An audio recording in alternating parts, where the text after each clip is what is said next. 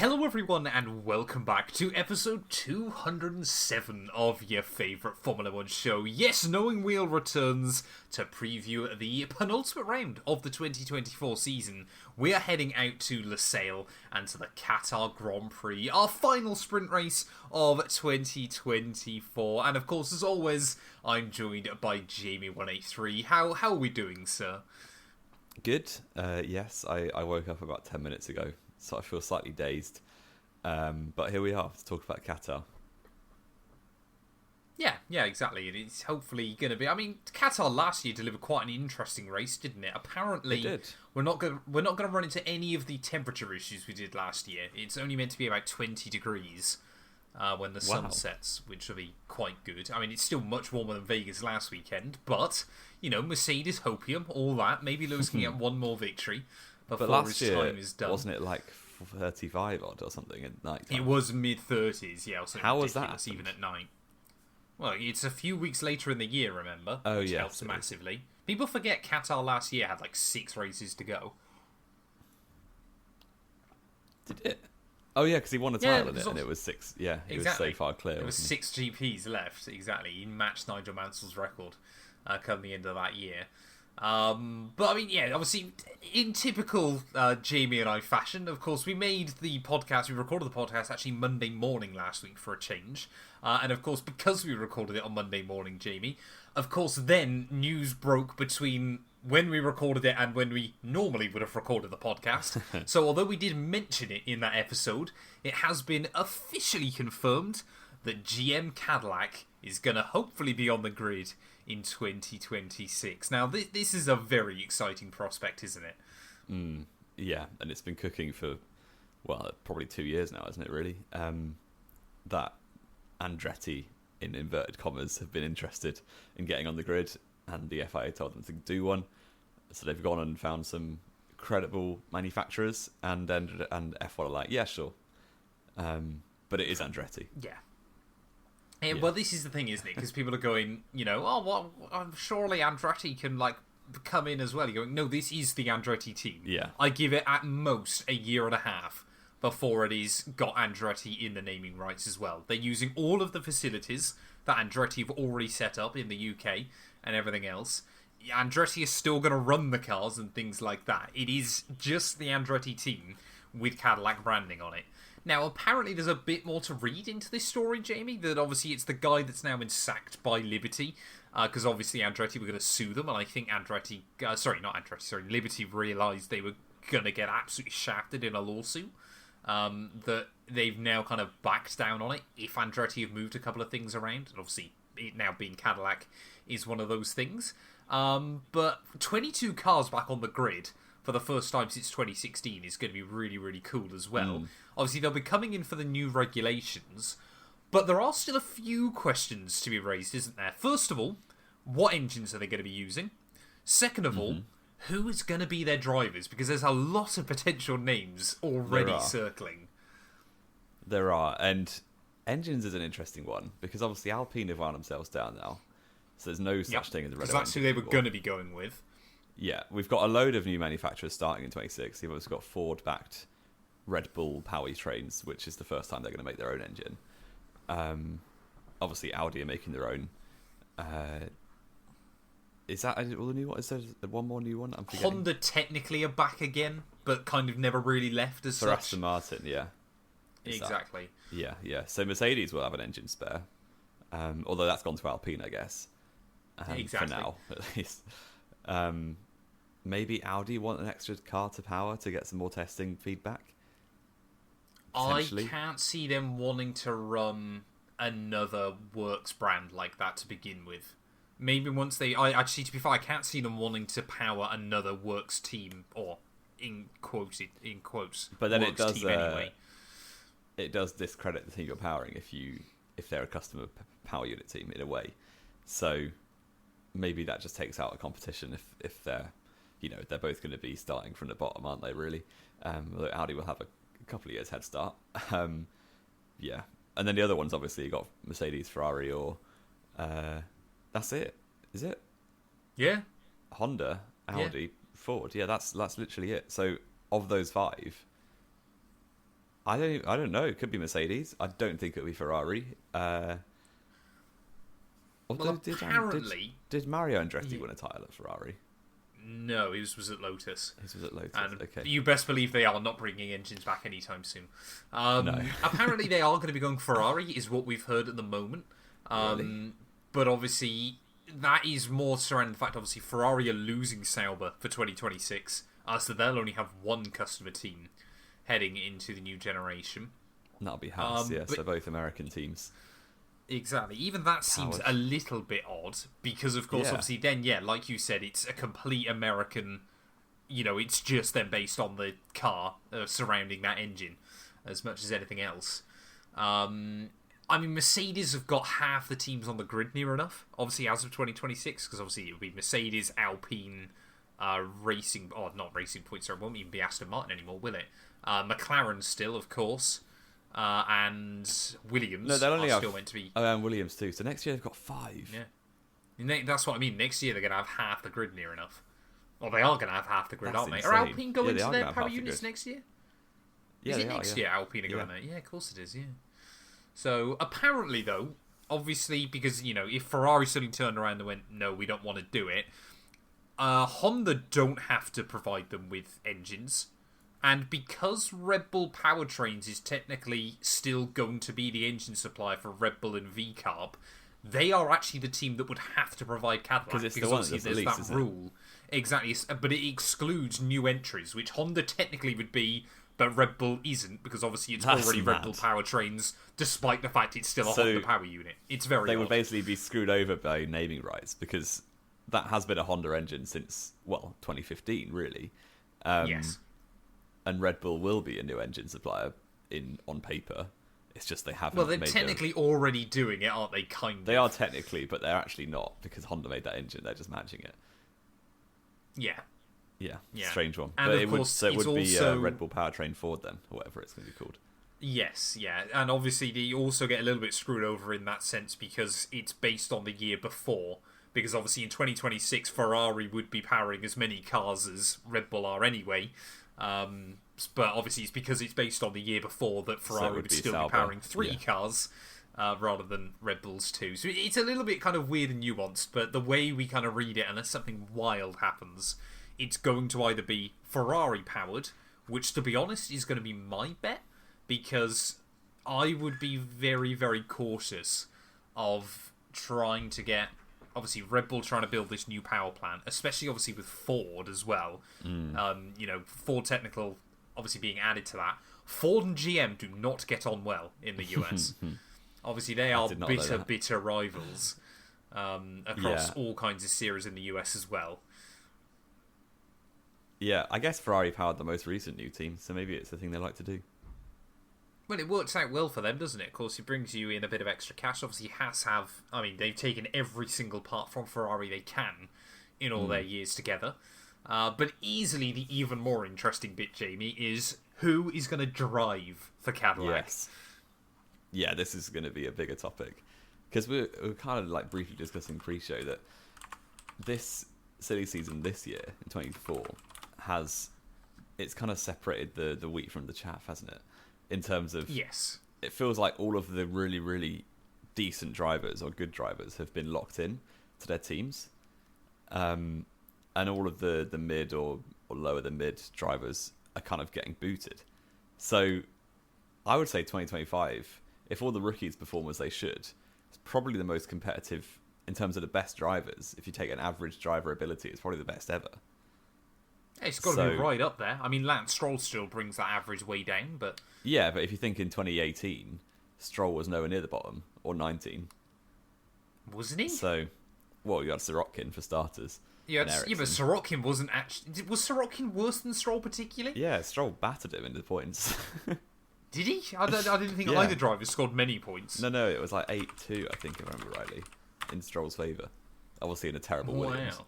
Yeah, I was going to say the Williams just got worse, but wasn't it the Williams? It was a bit like Zhou versus Bottas in 2020. No, in 2022, Stroll had him on everything. Stroll was better on everything. Stroll got 8th in Baku and 9th in Italy. Sorokin got 10th in Italy. And that was it. But I swear Sorokin should have scored decent points in Monaco. I feel like I remember that. Enough. But regardless, yeah, Stroll is among the rookies. It'll be them and Stroll, won't it? And that's like, we don't love Stroll, but he shouldn't have stuck around for 9 years. But he's not that bad of a driver. Sergei Sorokin qualified P13 in Monaco. He was 8/10 clear of Lance Stroll. Wow. The real driver's circuit. Exactly. Monaco is.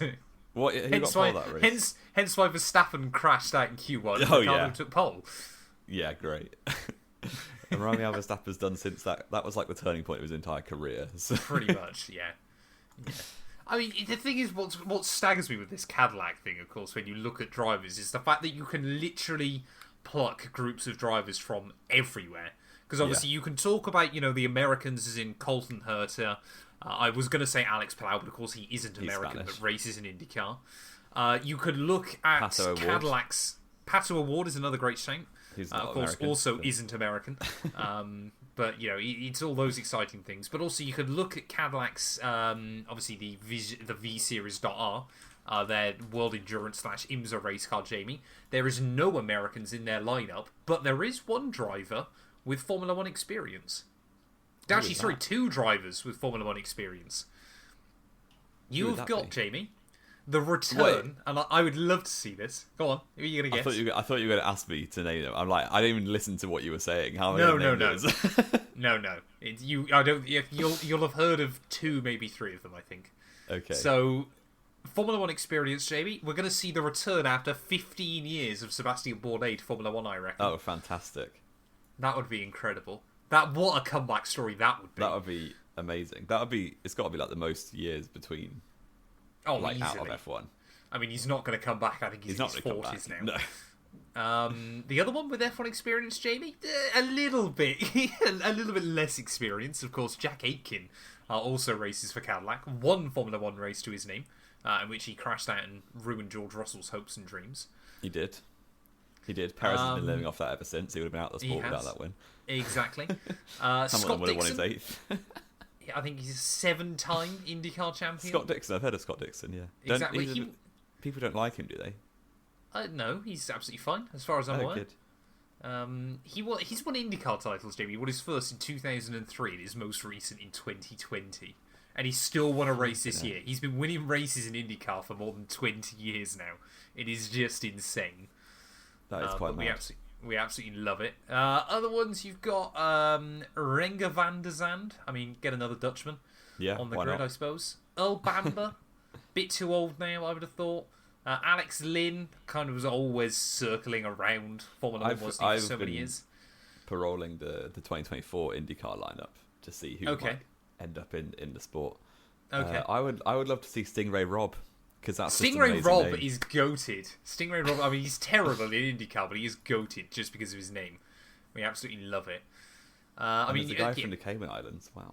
Teo Porcher's chilling. He's a good option. He's genuinely a good option. That's a very, very good point. It's not one I'd considered yet either. We could do a whole, you could just name drivers for an hour.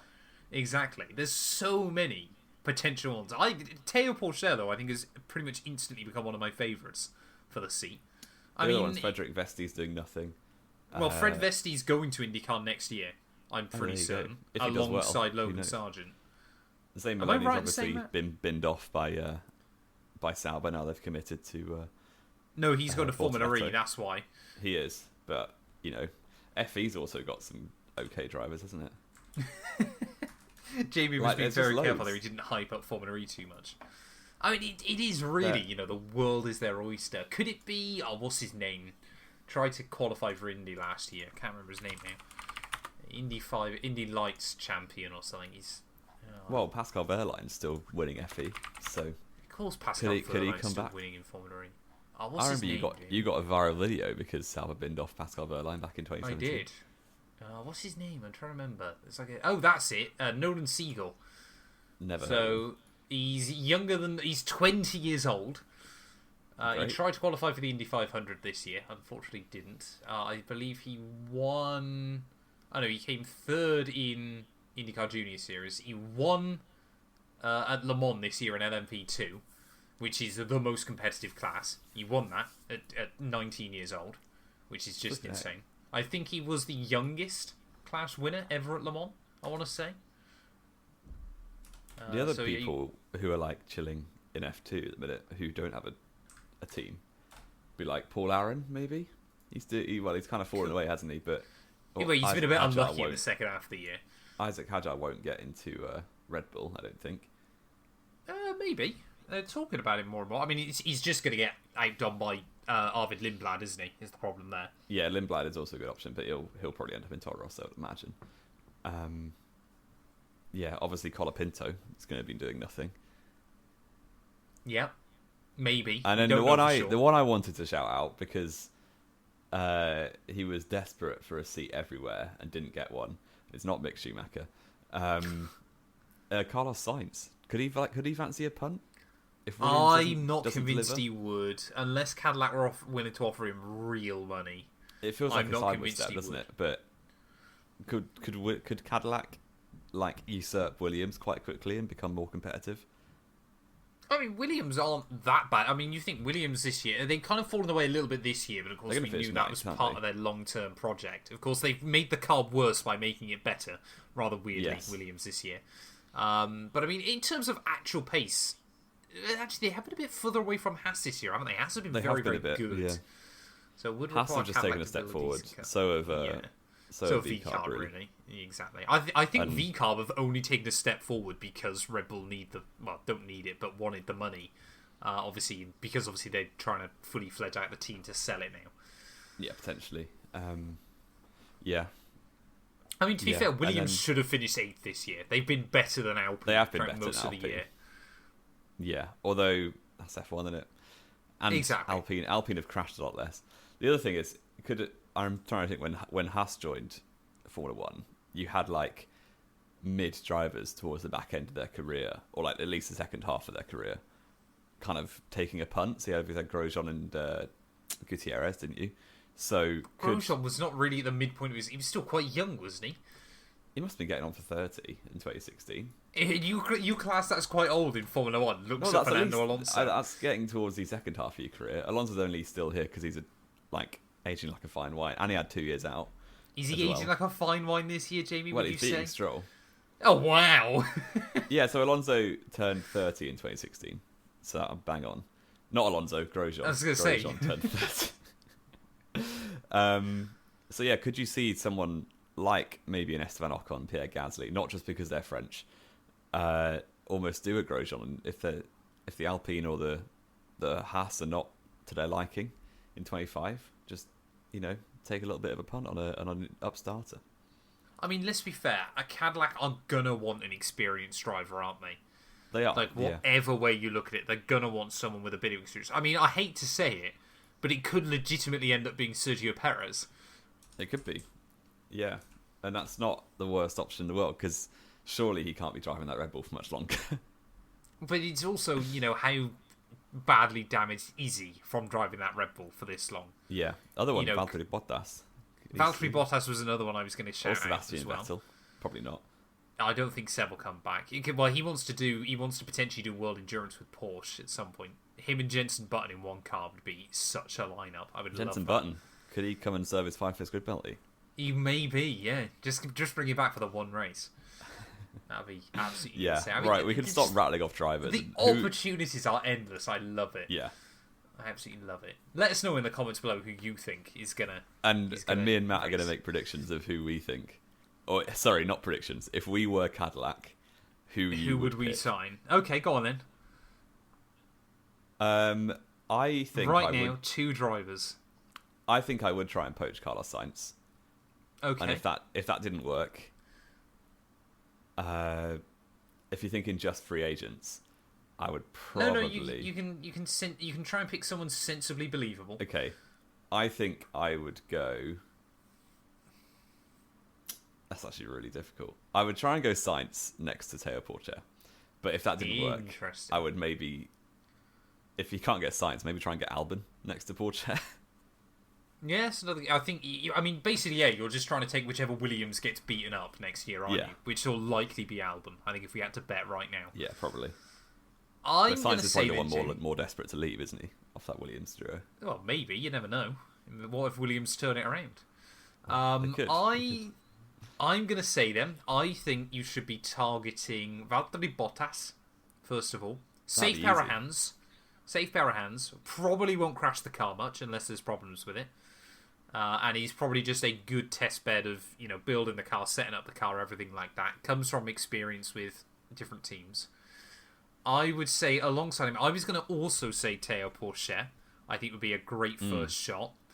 I would also be really, really tempted if he was willing. I would try and see whether Alex Palou wants to take a punt in Formula 1. That'd be cool. I think that's there are you've so got many to drivers. We didn't even mention Zhou Guanyu. There's a reason for that. Zhou Guanyu is going to Formula E, Jamie. You have to just accept it. He is such an FE driver at this point. He is. It'll be perfect. Bring FE back to Shanghai and he'll be golden. Or, like we said as well, if he becomes a Ferrari reserve driver, throw him in their LMDH car. Well, you look at Zhou. Even have a great time. Like, his best attributes as a driver are consistency and not stacking it. So he's perfect for endurance. He's not great at not stacking it. He's barely crashed this season. This season? It's because he's had no one to crash into. He's barely crashed at all in his career, apart from when Russell killed him. Killed him? Yeah, that ruined his confidence. He was on such a good run. He was on such a good run in 2022. And then, the first half of 2022 will always be the highlight of his Formula 1 career, won't it? The unreliability that first half. What about that one lap in Hungary, Jamie? On a sunny Saturday afternoon? Yeah, that wasn't great. What the qualifying? No, I meant Saturday. lap one was we don't talk about, but 5th place in qualifying in that Sauber. My word, that Sauber was very, very good around that track. But yeah, it was a decent lap time by him. It was a very decent lap by him. Jamie, I'm going to bring you onto your quiz before we head into our Qatar predictions. I'm worried about this. Jamie is very worried about this one. There's 42 answers today, but there's ridiculous. Not a chance you get all of them. I'm going to give you 90 seconds. So obviously Formula 1, Jamie, they went to this circuit in 2021 for the very first time. Mm-hmm. But a separate Formula series raced here many years before. Can you name it? MotoGP. No, I said Formula Series, Jamie. What does Formula Series mean? Well, open wheel cars. What on earth is that for a question on a podcast called Knowing Wheel? What does Formula mean? Open wheel. Was it IndyCar? No. I don't know. This is going to be hilarious. Formula so GP2 Asia, Jamie, raced here in their 2008-2009 season. It is the most cursed calendar I've ever seen. Oh no! You had Shanghai, Dubai Autodrome, Bahrain, Losail, Sepang, and then Bahrain again, which is quite funny. You don't ask me today who raced in 0809 GP2 Asia. Yes, I am. Your time starts now. Kobayashi. Correct, he won it. Oh, there we go. GP2 at that time. That was too early for Haryanto, I'd imagine. Maybe. Yeah, there's a lot of answers here. Yeah, way too early for Haryanto. How am I going to get any of these? How many have driven F1? And are they all? Is it mostly Asian drivers? No, it's not. Okay. Because obviously it was basically the GP2 Winter Series where GP2 wasn't on. No, he was already in Formula 1 he was in F1, F1, wasn't he? Broken his leg. Hulkenberg was. Yes, correct. Grosjean. That's 2. I believe. Grosjean was in F1, wasn't he? Grosjean, was in F1, sorry. Bruno Senna. No. Oh, he's still on 2. Jordan King, Alex Lynn. Was that too early for them? No. Pascal Wehrlein. No, wait till you're about 13. I need to go back a bit. Vern, Ricardo. No. Who else was a Red Bull driver at that time? I mean, they probably didn't go, did they? You got 13 I think of drivers who debuted in like 13, 14-ish. Bottas. No. Sainz, Gasly. No. Verstappen. Verstappen. You're going too early now, and your time, Jamie, is up. Out of a possible 42, you got 2. I'm googling this. No, I'm going to run you through all the answers because there's definitely a few here you'll recognise. So you got Kamui Kobayashi. That was good. Good. Jerome D'Ambrosio. Okay, I could have got that. Roldan Rodriguez. Can't say I've ever heard of him, to be honest. Nope. He did GP2 Asia and GP2 between 2007 and 2009, and then went back to Spanish Formula 3. Wow, that's a Quite bit like impressive. what Roberto Meri did, wasn't it? When he just after his Yeah, F1 well, he just stint, does just went back anything. to F2. He just does anything he can. The GOAT commentator, Jamie? Oh, I've got the list. Oh dear. Davide Valsecchi should have got him. Vitaly Petrov should have got him. Hulkenberg, of course, you did Perez get. was in Perez. Yeah, of course Perez was in there. He had so much money, he could raise in anything he wanted. Guess, yeah. Why was Diego Dubai round Nunes? 2 cancelled? That's what I want to know. Because it was flooded. The track completely flooded. In as has Dubai? happened in the... Yeah, and it's happened in the 24-hour at Dubai as well. It's incredible. Wow. Sakon Yamamoto, should have got him. Should have got him. Why would I have got Sakon Yamamoto? Why wouldn't you have got Sakon Yamamoto? Eduardo Montaro? I was actually going to say Alex Young, but I was like, that would be so dumb. He debuted in 02. Why would he be racing in 2009 GP2? Why wouldn't he? I've just seen Guido van der Gaard's full name. What? Guido Gisbertus Gerrit van der wow. Gaard. Why Wow, is Alex Young in this formula? He did F1 in 01 and 02. Pastor Maldonado, Jamie, another... I mean, we're basically just going through... This is basically 42 drivers that could be on the Cadillac entry list next year. It could be. This should have been it. Yeah. Chris Vanderdrift, which is up there with Scott Speed, is one of the greatest ever names.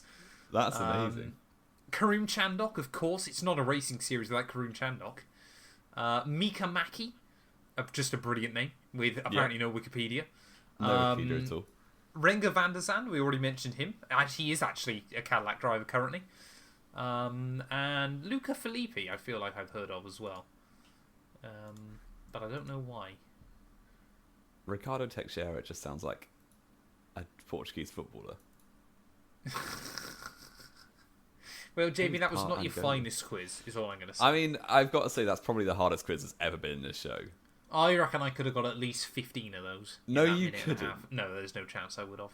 If you just read the list and then was asked to name 15, I still don't think you'd have done that. Can we appreciate that Kamui Kobayashi absolutely dominated this GP2 Asia series, despite not actually really dominating it at all? Yeah, he won 2 races and 20 points clear in the championship, but then that was it. Wild. Absolutely. But he did finish nearly every race, which basically no one else can claim. I mean, there Jerome were 2 D'Ambrosio feature getting races. disqualified in Sepang. What on earth was that? Yeah, GP2 Asia Hulkenberg- was such a wild time, man, in Formula 2. Hulkenberg did 2 races. Got Yeah, 2 race poles. weekends. Yeah, And a Hulkenberg win. would have won it.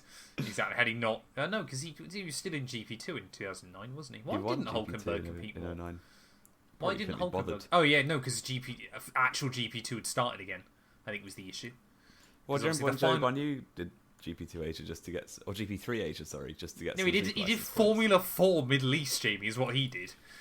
Or Formula 3 Middle East, wasn't it? And did to it get work? To get a few extra super licenses.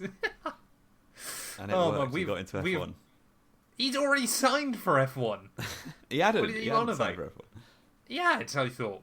No, it was 2021 he did the GP3 Asia. Oh, and then still got beat by Oscar Piastri. Yeah, but he won more feature races. Crazy. Jamie, you should love this GP2 Asia series as well, because it had Fisichella Motorsport, and you'll never guess who Seriously? set that team up. Yeah, they got no points all year. So you'll be Fisichella proud of them. Motorsport, that's amazing. That's what you want to sign for. Yeah, they should be the Incredible. 12th team. Exactly, they should be fantastic. I mean, this has been one of our rambliest of rambly episodes, Yes. Jamie. Let's actually get back on topic. Qatar this weekend. Yes. I mean, all we've really got to do is the predictions, isn't it?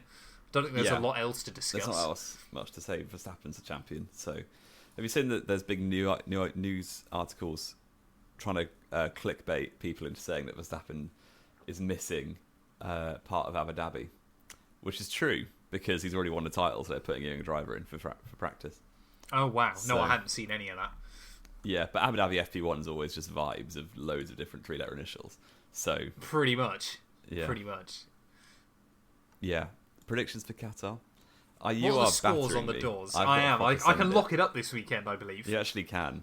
And it's 7 points. So I've got Look, so I need if to you outscore outscore me you by by 1. It's it's over. dead. It's Jova.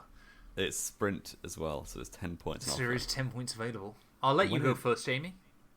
Sprint is at 2 o'clock UK. That's a good time. Yeah. Qualify And at Formula 6 2's o'clock. back, Jamie. I love it. Oh, it is. I will go first, and because I'm in the mud, and it's a cold night in Qatar, 20 degrees is a cold night in Qatar, worryingly. I will say... I actually don't know. There's 7 possible options, and yeah, I'll rule out Max. He's not gonna, like, Red Bull's shocking. He's at his climax now in Brazil. There's gonna be no more race wins.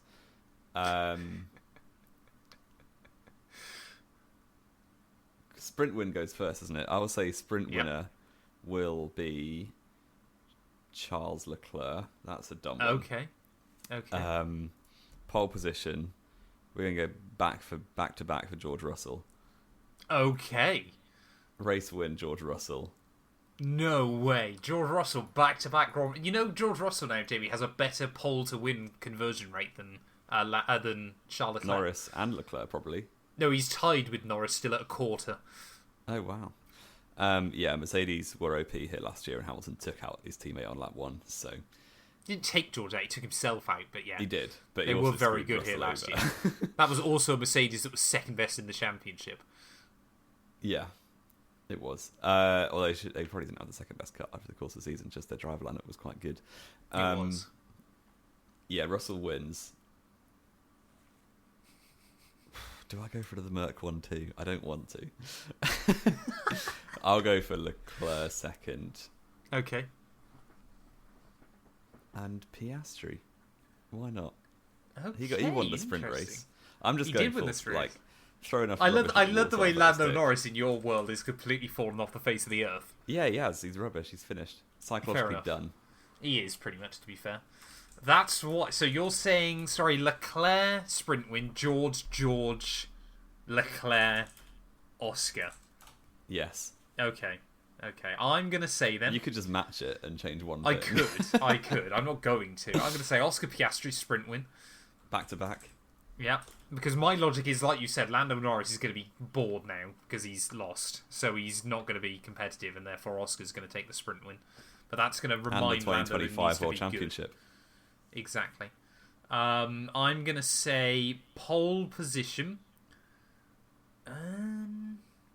I mean, I was almost right with Sainz last week, but this just won't be a Ferrari track, I don't think. No, I'm going to say Lando Norris, pole position for the Grand Prix. I'm going to say...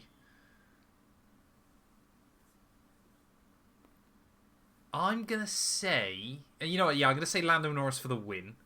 Wow, just because I think... Just being a hypocrite on what you said 30 seconds ago. But no, that's what I'm saying. Because Oscar wins the sprint, Lando's going to remember to put his finger out of his behind. I mean, what's the constructors looking like, Jamie? Because I think that's the other thing. It's 24 points difference. Exactly. So I think McLaren are going to really try and beat it into Lando that he's got to still do well between now and the end of the year. So I'm going to say, Lando takes the win. I'm going to say Oscar comes through for P2 because this was a good track for him last year. Wow, McLaren OP. I know. And then I'm going to say... Lewis Hamilton. This is his last shot at a race win, by the way. Is it? Yeah. Why not Abu Dhabi? Because Abu Dhabi isn't a Mercedes track or a Hamilton track. No, okay. Then I'm going to say third place. You know what? I'm going to hedge my bets here. I'm going to say Charles Leclerc, just because you've also put you're on your a rat. roster. You are a rat. Why would you not say Lewis Hamilton there? Because I'm going to say Lewis is going to win Abu Dhabi when it's all locked up. My podium for Abu Dhabi is going to be say Hamilton. Hulkenberg Joe on the back. I'm going to say Hamilton Joe Hulkenberg in Abu Dhabi if it's locked up. You can hold me to that. It's going to be incredible. I mean, we'll ask the question once again, Jamie. 2024 Constructors World Champions will be... It will be McLaren. I would love for it to be Ferrari. It would be hilarious if it's Ferrari. It would be. I don't think Ferrari or McLaren want to win it anymore. Is the only problem they've got because of course I don't think Ferrari realise they're in a title fight. Well, Fred Vasseur apparently told them both off last weekend after the Grand Prix. Around? Well, just having that absolute meltdown towards the end of the GP. I think they would both love to win the World Championship since this is what the sport's about. It's about winning. It's not about wind tunnel time. Do you want to know what is absolutely insane? If Haas, Alpine, or VCarb had another miracle result like Alpine did in Brazil, they could genuinely beat Aston Martin. I mean, not quite. They'd be 3 points behind. If they got a 1-2, there would be 3 points. No, 3-4, 2-3. Sorry, 33 points. Yeah, true. It's 86 to 50. That's what I mean. They'd be ahead. All right, Hulkenberg Magnussen 1-2 in Qatar. Oh, it's going to be incredible. To be fair, Sauber looked quick here last year. Could they score a point, Jamie? Probably not. Well, Joe No, he didn't. No, he did. He got 9th, didn't he, from last on the grid? What a goat. He did, yeah. It's because the Sauber was very, very good on its tyres there. It was. It's sad we don't get the stupid tyre rules. They were quite fun. It did make quite an interesting race last year, didn't it? Yeah. Who's going to finish 6th overall then, Jamie? Haas, Alpine and VCarb. I think I said Haas before, didn't I? So I actually said Haas, Alpine, No, I think VCarb. You said VCarb, I thought. No. I said Haas. I backed Haas, I'm sure. Okay. Yeah, Haas, Alpine, VCarb. Exactly how it is right now. I'm going to say Haas, VCarb, Alpine. Just because Fair. the thought of Alpine having that miracle result and then still having the pace to hold on. Will Hulkenberg beat Fernando Alonso? That's the big question. Oh, that is a question, isn't it? Are they tied on points now? No. Hulkenberg's 27 behind. Oh, sorry. For some reason I thought they were close. Don't know why. A race win. The fact Stroll is 13th. A race win in a 9th place, and it does it. Nice. I can see that happening. I mean, I'm sure that's the likely outcome rather than like 2 fourths or something. 2 fourths wouldn't quite do it. You need 2 podiums. He would need a podium, which, we've been trying that for 14 years. So yeah. Optimistic. Have we got anything else to add, Jamie? This might be our worst ever rambly episode. We have rambled on massively. Let us know in the comments if you want to drive the Cadillac in 2026. Yep, I'm sure both of us are in the running.